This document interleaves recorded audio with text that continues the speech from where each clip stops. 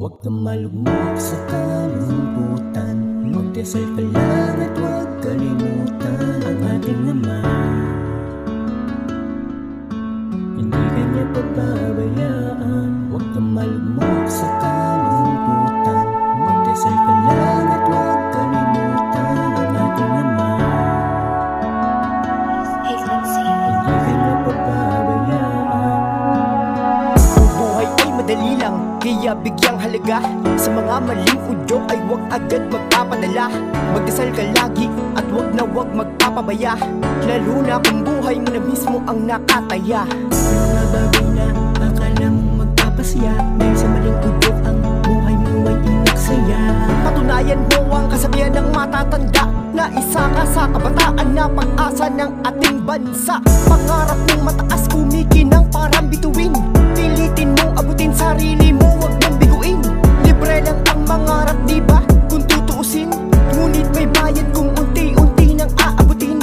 Ganyan talaga ang buhay, kaya huwag mong sasayangin. Mga agam-agam sa loob mo'y unti-unting palayain. Hindi niya bibigay ang pagsubok kung hindi mo kakayanin. Lagi ka lang magpasalamat at manalangin sa Ama natin. Huwag kang malugmok sa kalungkutan, magdasal ka lang at huwag kalimutan ang ating Ama.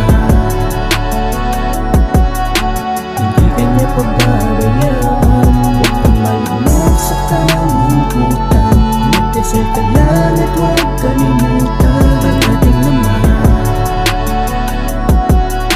Hindi ka niya pababayaan.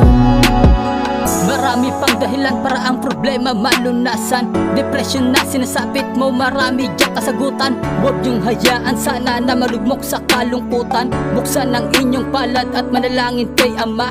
Problema ay kalimutan, umiti kahit na paminsan, dahil kayong kabataan ang pag-asa ng ating bayan.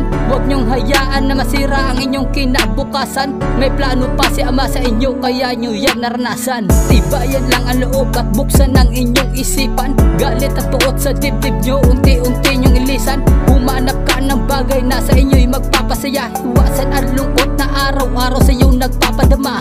Sabay-sabay lisanin, problema at suliranin. Manalangin ka kay Ama dahil siya lang ang pag-asa natin. Tuloy lang ang pangarap kahit saan lumaganap, dahil tayong kabataan ang pag-asa ng ating bayan. Huwag kang malugmok sa kalungkutan, magdasal ka lang at huwag kalimutan ang ating Ama.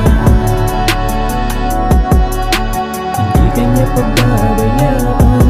Huwag kang malugmok sa kalungkutan, magdasal ka lang at huwag kalimutan ang ating Ama. Hindi ka niya pababayaan. Huwag kang malugmok sa kalungkutan, magdasal ka lang at huwag kalimutan ang ating Ama. Hindi ka niya pababayaan. Huwag kang malugmok sa kalungkutan, magdasal ka lang at huwag kalimutan